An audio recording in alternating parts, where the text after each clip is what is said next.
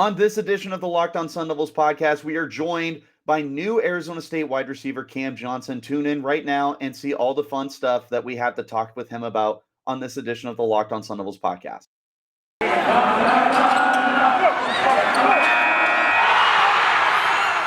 are Locked On Sun Devils, your daily podcast on the Arizona State Sun Devils, part of the Locked On Podcast Network, your team every day.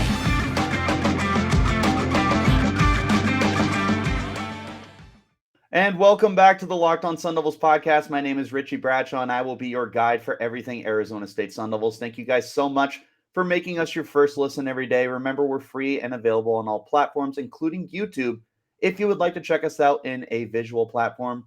Today, we're joined by a very special guest, wide receiver Cam Johnson, the incoming transfer from Vanderbilt. Cam, thank you so much for coming on. We're so excited to get to talk to you and get to know you a little more.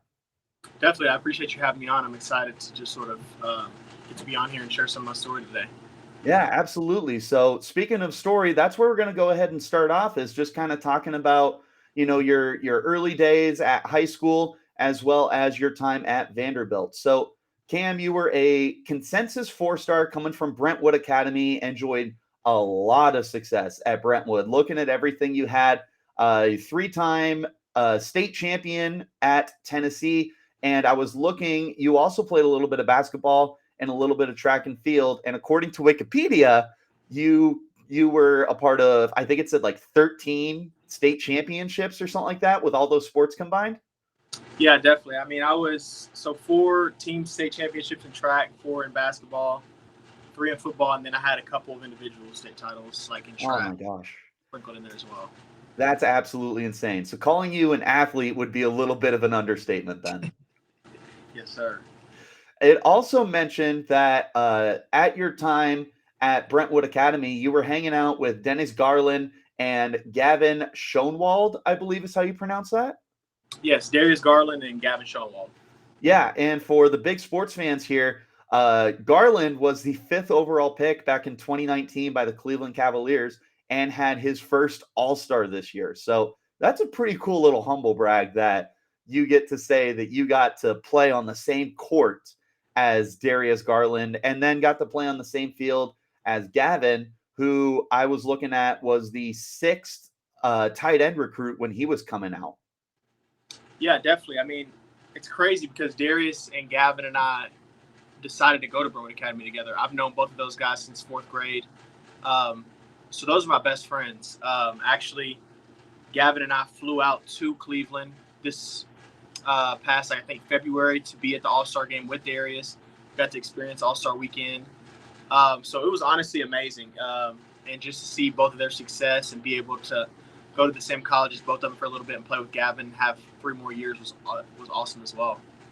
Yeah, that's so cool, man, to be able to play with your best friends. Like 4th grade, that's a long, long time. And then go to the same high school together, and all you went to Vanderbilt together. So that's got to be like, just to call it a once in a lifetime experience is, again, just like I mentioned earlier, it's got to be an understatement for you guys to be able to have that experience together. Yeah, just the opportunity to do that is something that I can't put into words. I'm definitely grateful that we had that time together, and so I wouldn't trade it for the world, honestly. Love to hear it. Heading into this past year for the 2021 season, you were highlighted as a preseason All SEC wide receiver. You were coming off a year where you paced the Commodores in receptions and receiving yards at 56 catches and 545 receiving yards, respectively. What was it like to have that recognition heading into the year and know that the spotlight was going to be on you? For me, it was something that I sort of embraced. I mean, whenever you're a recruit, thinking about going to college and getting to play big-time college football, you always want those expectations and you want sort of the spotlight on you, no matter who you are and what you say. You want that. That's sort of what you work out for, you spend the extra time on the field for, and things like that. So for me, it was just something that I was grateful for, something that I was looking forward to and embracing, because I felt like the work I had put in sort of put me in a position for that, and I was ready for that spotlight. And so overall, I just think that it was just a culmination of my work as well as the teammates that I played for, or I played with, and the coaches I played for that just put me in a position to be a big-time receiver for Vanderbilt. Very, very nice. And I mean, you did have a pretty good career during your time at Vanderbilt. In the last 3 years alone, notching 120 catches, just shy of 1,200 yards. So the opportunities were definitely there for you. And when called upon, I mean, I was looking at some of your highlights, and the ability to create after the catch. There was a lot of underneath screens and stuff like that. And it just felt like every time the ball was in your hands, there was this opportunity to break off a big play. Do you feel like you're, a big play receiver whenever that ball is in your hands? Oh, 100%. I think that the biggest thing is me playing receiver was by accident. I actually, when I moved to Nashville to go to Brentwood Academy, I played running back my entire career. 7th grade at BA, I played running back, and then 8th grade in Nashville, there's a rule, or in Tennessee, there's a rule. You can't play more than 6 years between your 7th grade year and your senior year. And I had played 7th grade year in Kentucky, where I'm originally from, and got held back when I moved to Nashville. And so I had to sit out a year. And there's a thing called FBU that I was like, I need to play some kind of football. I can't play. I get to play travel basketball, things like that, but I'm not getting to play football. So I decided to join that team. Well, their tryouts were a week earlier than I sort of found out about that whole organization. And so I went out and asked were there any positions that they had open. And they had a receiver spot open. And so I was like, let me play receiver. Never played it before in my life, but I knew I could catch well. And so I played that, and it just so happened that our first 2 games were actually at my high school. And so the high school coaches came and watched it, saw me play receiver. I had 2 really good games, and also just so happened that our best receiver my senior year my 8th grade year was leaving. And so they were like, we need a receiver. You can play your freshman year if you want to stay a receiver. If you want to go to running back, you might sit for a year or 2. And I was like, of course, I'll play receiver, and the rest was sort of history. Yeah, I was going to say, it looked like it worked out pretty well. You ended up being a 4-star recruit, consensus 4-star recruit at that. And for what it's worth, you look like a very comfortable guy in the open field. The ball just seems to come naturally to you. You don't look like a body catcher. You got those soft hands, everything that you look for in a receiver. So I'd say it worked out pretty well for you. Are you happy as a wide receiver? Or I noticed you didn't have a lot of opportunities with carries in the backfield. Is that something you wish you could get a little more of? I think personally I'm happy at wide receiver. I think that there's a big change between playing middle school running back and playing high school to college running back, as far as being able to read holes, things like that. Mm-hmm. Things that I could do, but I don't think that I'm as good as an actual running back at right now. And so I think that I'm comfortable at wide receiver. I think that those running back skills just sort of help me a little bit whenever I get the ball in my hands. Like you mentioned, I'm able to make guys miss or shrug off sort of arm tackles. Yeah, no, like I said, you look very comfortable, and I think that running back prowess is still in you. Like we talked about, the ability to make those guys miss. Sometimes you just made them look silly. There was a play, I can't remember who it was against, but it was a little screen down the sideline, and as it looked like they were about to push you out of bounds, you just cut it right back towards the middle of the field and made just a big play, and it was really exciting to see. Yeah, I think that was against Missouri, and I think that that running back prowess definitely plays part in it. Just being able to anticipate where guys are going to go, know when to make my move, or sort of when to speed up or slow down to be able to get myself into a position where I'm able to make a guy miss. I think that those are all things that I learned playing running back and just sort of make me even more dangerous now. So I'm happy that it happened that way. Yeah, again, just looked like a very comfortable aspect for you when you were out there. One more question about Vanderbilt before we head into our first break here. What was the big reasoning for ending up choosing Vanderbilt? I mean, obviously there's the SEC aspect where you get like basically the biggest spotlight in college football on you. I know that you got to play with all 3 of your buddies again when you got there. Darius and Gavin, all you guys went to Vanderbilt together. Was there anything else that kind of contributed overall to you wanting to go to the Commodores? Definitely. I think part of it was just the fact that I didn't visit a ton of places. So some places sort of maybe felt like I wasn't as interested in them as they were. And then just looking at it, I mean, my favorite sort of two other schools were probably Ole Miss and Auburn. Auburn got a new OC and sort of were looking for a different type of receiver for their last guy.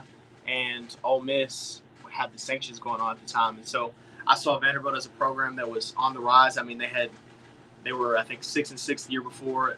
They actually were in the top 25 for a brief time my senior year. And they were losing three really good receivers in Caleb Scott, C.J. Duncan, and Trent Surfeld, all who were either on NFL rosters briefly or still are on NFL rosters. And so I saw a need for me to play. And on top of that, my mom had always sort of stressed education. My father or her didn't graduate. Not really sure of many people in my family who have graduated from college.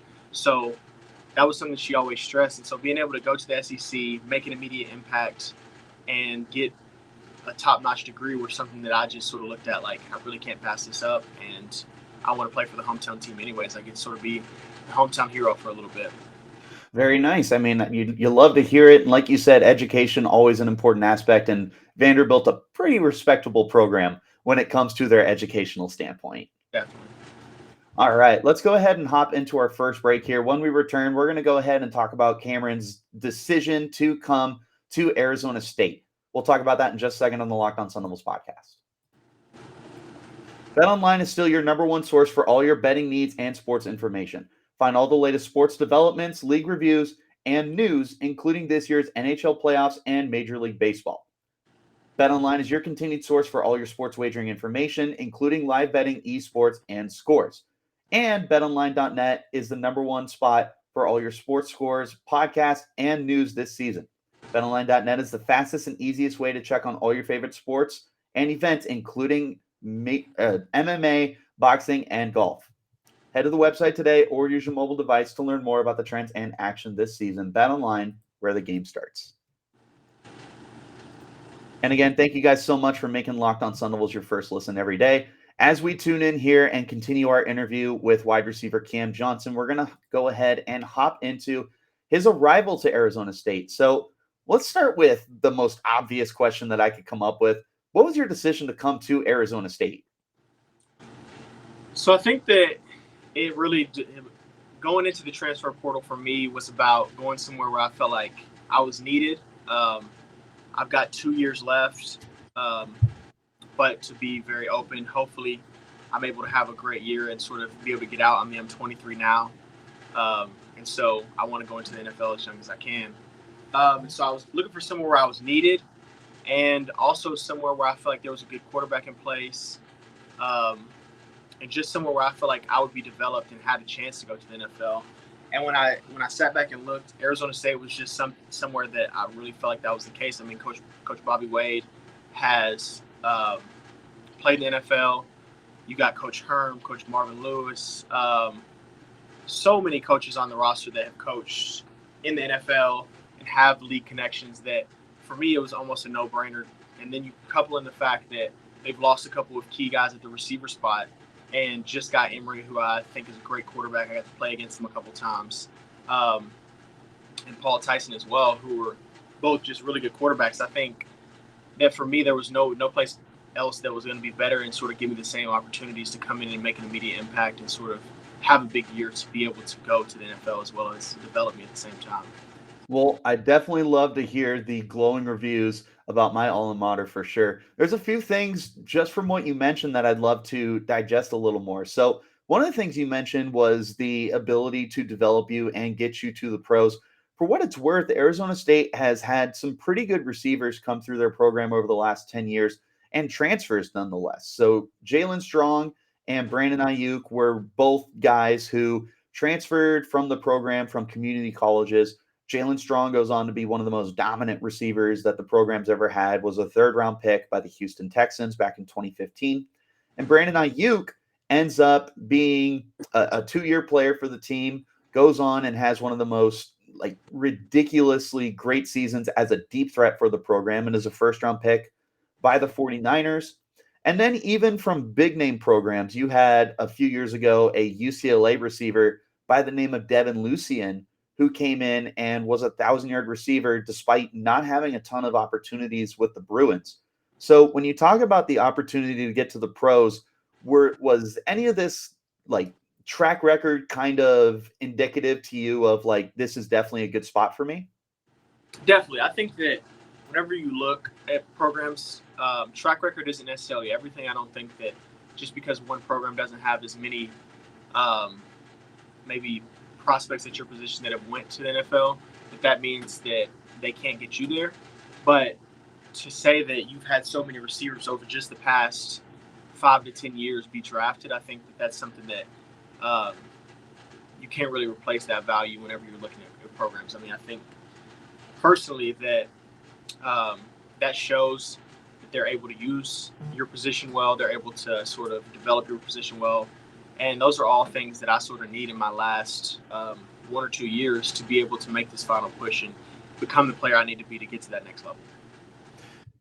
100%, man. And I love the fact that looking at the program and knowing that we have that ability to get you to the next level was something that really intrigued you. Now, another thing you mentioned that Arizona State fans are very familiar with right now is there have been a lot of transfers from the program, and especially at the wide receiver spot. We've lost 3 guys, including number 1 receiver Ricky Pearsall, who paced us last year in receptions and receiving yards. You also have lost a couple other receivers to other programs. And looking at the spot right now, there's an Andre Johnson who looked very good at the first half of the season and kind of disappeared in the second half. And Brian Thompson, who's one of the more veteran guys, who was also a transfer from Utah. Those are the top options right now, and I am excited for them to get into bigger roles this year. I think that both of them have that big playability. But I look at you as well, and you've got the most not impressive track record. It definitely stands out the most in terms of like the opportunity that you've had. That's what I'm looking for. Is like you've had the most time on the field. Do you think that's going to end up being the reason why you're potentially the number 1 receiver heading into the year? I think that it could help a little bit, but a lot of it I think is going to focus on sort of how we do in camp. I mean, those guys have been working the same way I've been working, and my previous snaps is definitely going to help me whenever it comes to games and sort of in practice and things like that, being able to maybe know what's coming before it's coming. But ultimately, it's going to come down to how we produce on the field in camp, and I think that just from watching all the receivers over the past couple of days, it's going to be a tight room and contested room. There's so many guys on the roster that I think are really good receivers, just from what I've seen over the past 4 years and comparing those to guys I've seen that have been good. So I think that it's really going to come down to what we do in camp, and I think experience will help me a lot. But I don't necessarily know that that'll be the main reason that I am the number 1 if that's what happens after camp. That's got to be like the biggest thing you want to be, though, right? As the number 1 receiver for the team, want to stand out the most. Definitely, I think that if you don't want that, then something's wrong with you, especially as an athlete. 100%. So yeah, definitely. I love that, like an alpha male mentality almost, as you want to be the best guy on the field. Naturally, I'm sure you'll be promoting your teammates and you'll want them to be competing with you. But at the end of the day, Cam Johnson definitely wants to be the number 1 receiver, and we can't blame him. There's absolutely an opportunity, though. There's so much that the program is missing. Rashad White went to the NFL. He was one of our leading receivers as well. So to say that the opportunity is there would be a massive understatement. With that in mind, I did want to bring up, you did transfer to the program after the spring practices had ended. Does that kind of put you behind the 8 ball a little bit? What exactly is kind of your process moving forward now? Obviously, you'll still have camp in a few weeks down the road here, but does missing spring ball kind of affect the way that you're kind of going into the season? Or is it just kind of like a no big deal thing? Like I'll be able to adjust on the fly without any issues? So I would say in a program where you have a returning offensive coordinator that's been there for a couple of years, that it would be a lot bigger of a deal than having Coach Thomas just now come in, who got here in the spring and sort of those guys only had 15 practices. So they are 15 practices ahead of me, and they are so many days ahead of me as far as getting installs and doing walkthroughs and things like that. So it's definitely going to be tougher. But again, I think it comes down to how you sort of perform in camp, and that means I've got 6 weeks to learn everything that they know. And for me, I feel like I've had 4 offensive coordinators in 4 years at Vanderbilt. I'm able to pick up offenses quickly as soon as I sort of get in the playbook, get to being able to walk through it and see it on a board, things like that. And so I'm already in the playbook, sort of getting the installs down.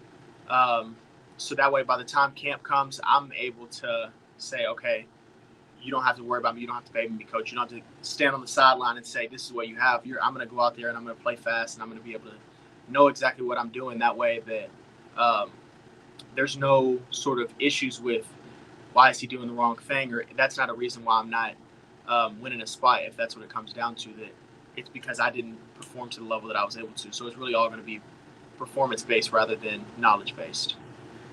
I would agree with that completely. It's at the end of the day, it's all about the time that you put in. And I would say that you definitely put the time, effort, and the passion into playing the game. You definitely come across as that guy. It shows when you're watching the highlight reels. And if I had tape access, I'm sure that would pop up as well. Overall, what are you doing to prepare with the quarterbacks? Because this is also an offseason where you're having to replace Jaden Daniels, who was a 3-year starter for the program. You mentioned Paul Tyson, who I'm sure you're a little familiar with, being another SEC guy. Trenton Bourguet is a guy who's been with the program for a little bit, but the biggest addition being Emory Jones, who you mentioned you've got to play against a couple of times. He, just like you, has an inside track to potentially be the day one starter. Like I said, in the same sense that you could be the number one wide receiver. Are you spending a lot of time with these guys doing like practices on the field? Do you text each other talking about the playbook? You guys ever hop on Warzone together? What are you doing to kind of build the chemistry with these quarterbacks right now? So I think right now it's been a little bit tough. So I got here on Wednesday, sort of was able to watch some of the walkthroughs and things like that, and then started the process of getting cleared throughout this week. And so I'm not able to be on the field with him yet. But I've been texting with both of the guys. Sort of if I have any questions, I know that they're there about the playbook and things like that. And I think that it's a lot easier whenever I'm able to be cleared, which I think will be in the next couple of days, maybe I think tomorrow, hopefully. But once you're able to sort of actually be on the field with them, it's a lot easier because you can run a route and they can tell you, hey, I know you ran it like this, but I sort of like it like this a little more, and then show you a clip of it rather than just sort of going over the playbook with you. I think that they can be valuable in sort of going over the playbook and tell you what they're going to think, but I think that overall there's nothing that beats sort of the experience of actually being on the field together and getting to work with it. So that's something that I'll definitely do throughout this entire offseason with both guys. Love to hear it. And I think that, like I said, there's a very good opportunity for you to end up as the number one receiver at a minimum in a very, very important role for the team. And building that chemistry is something that we absolutely love to hear. Let's go ahead and hop into our final break now. When we return, we're going to talk about some 2022 goals for Cam Johnson and a couple very important questions about his expectations for the team this year. This is the Locked On Sun Devils podcast. This episode is brought to you by Rock Auto. With the ever-increasing number of makes and models, it's now nearly impossible for your local chain auto parts store to host all of the car parts that you need. Why sit there and endure often pointless questions or seemingly intimidating questions while the person behind the counter orders the parts on their computer and choosing the only brand that their warehouse happens to carry? You have computers with access to rockauto.com at home and in your pocket. Save time and money when using Rock Auto. Why choose to spend 30%, 50%, or even 100% more on the same parts from a chain store or a car dealership? Rock Auto is a family business serving do-it-yourselfers for over 20 years with prices reliably low for every customer. If you go to their website today, it's easy to explore and you can find a solution to all your auto part needs.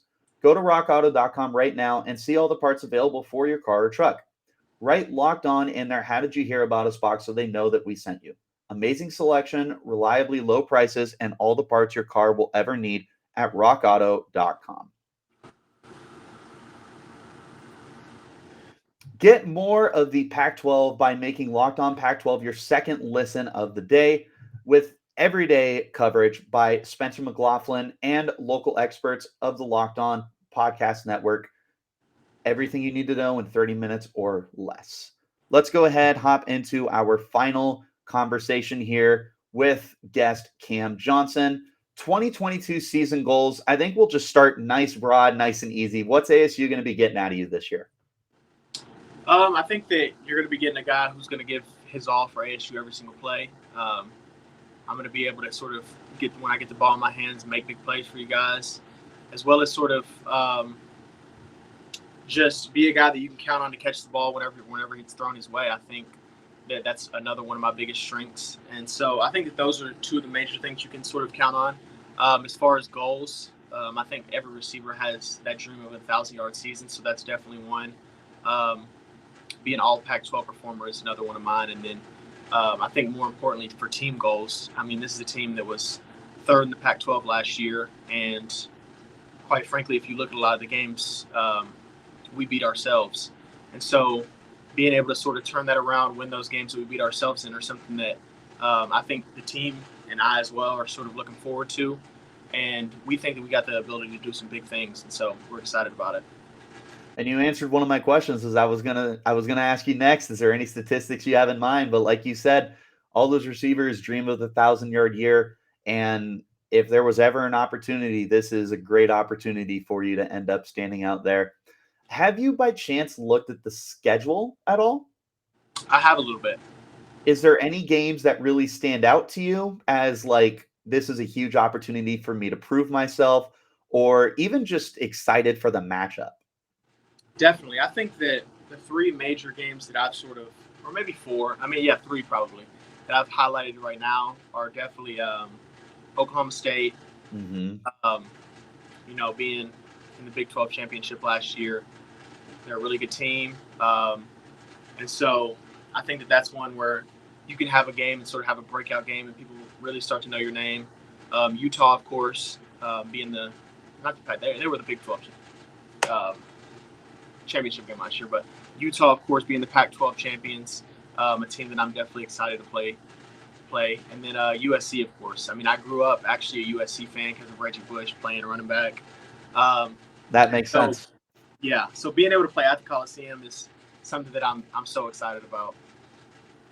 I think that if you could have picked three games off the schedule to really stand out, those are the three games. And the Oklahoma State one in particular is one of the ones that stands out the most to me this year. Like you said, being in the Big 12 championship this past year and going to Stillwater to play the Cowboys is going to be potentially a nationally broadcast game. So that might be like the biggest stage that you could be on, at least for Arizona State standards. I'm sure there's been plenty of games during your Vanderbilt time where you got broadcast to a large audience. Going into the year, as you know, there's a lot of stuff going on behind the scenes, potentially with some NCAA sanctions and violations coming down. And the fans are unfortunately kind of very pessimistic heading into the year. But what are some reasons you think they should be excited about the year and not be giving up hope? I think when you look at it, we had some key guys leave, and so that's understandable. I think that the NCAA violations aren't going to happen this season, or it's not going to be something where we're banned from the postseason this season. Right. As far as I think, I mean, I can't say that for sure, but so I don't think that there's going to be any reason to worry that there's going to be anybody on the team that is thinking, oh, we can't play for the postseason, so what are we playing for, or anything like that. And I don't think that if that did happen, you would have to worry about that anyways. But on top of that, I know, like I said, there were some key guys who left, but I think that there was a lot of really good players who stayed as well. A lot of players that were part of the nucleus and sort of have been here and sort of been fueled by the players leaving, or the media saying that we're not going to be as good as we were last year. And just also knowing that, hey, we were 8-5 football team last year. And like I said, we beat ourselves in some games. So we should have a chance to turn this around. And so I think that those are all reasons to not necessarily be pessimistic. And then you look at the guys we brought in, just in transfers. I think that we are able to plug some of those holes that have been left open, and I think that we're going to end up doing a lot of things this year that sort of shock people and give the fans a reason to be really excited about not only what we're doing this year, but Arizona State's future as well. I definitely find myself some days I feel like, oh man, this is going to be a really tough year. But there's other days where I sit there and I'm like, you know what? There's a lot on the line for the program. Herm Edwards is going to be coaching for his life. And if there's a guy who people buy into the mentality, it's definitely Herm Edwards. He's a guy who can rally the players. And I have to imagine that might have been one of the reasons you transferred here, right? Definitely. I mean, Coach Herm is awesome. If you talk to anybody in the building, players, coaches, support staff, anybody, they love Coach Herm, and it's really just his personality and the way that he sort of inspires his players. So he's definitely going to do a good job of that, and that was, of course, the reason that I wanted to come here. Just after talking to him a little bit, I knew that he was somebody I'd love to play for. 100%, man. I'm still on that Herm train right now. I'm doing my best because, like I said, if there's a guy I think can get us through this because of the grasp that he has on the players and the way that everyone buys into him, I think he can be the one to help us get through this. One last question for you before we get you out of here. U of A. We have no love for the University of Arizona way down south. I don't know if you know too much about the history between the programs. It's actually the longest standing rivalry in college sports, dating back to the late 1800s. U of A was actually trying to block Arizona. At the time was Arizona Normal University. They were trying to block us from becoming a state university. And because of that, there's just absolutely no love lost. We've beat them 5 straight years, though. In fact, the little picture I have back there is a billboard that says 70-7, which was a massive blowout that we had a couple years ago. I got to imagine you wanna help us win 6 straight, right? Oh, 100%. I always am big on rivalry games. I love the atmosphere, and so if we don't like U of A, which I've already known, then I don't like U of A. So we're going to make sure we go out there and give them a pretty good butt kicking, hopefully. That is exactly what I want to hear. We want to continue that streak. Everyone's hyping them up because they had a pretty good recruiting class. They got a transfer quarterback from Wazoo, being Jaden DeLaura, who tore us up last year. I know U of A's got revenge on their mind, but I certainly know that this program, if there's one thing we know how to do, it's beat the U of A Wildcats. So I definitely love hearing that you are ready to stand up for this rivalry and continue making us champs against them. Yes, sir.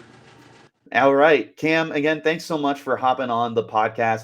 You've been so much fun to talk to, and we definitely look forward to continuing to see your career develop and hopefully get you to the NFL, like you were saying.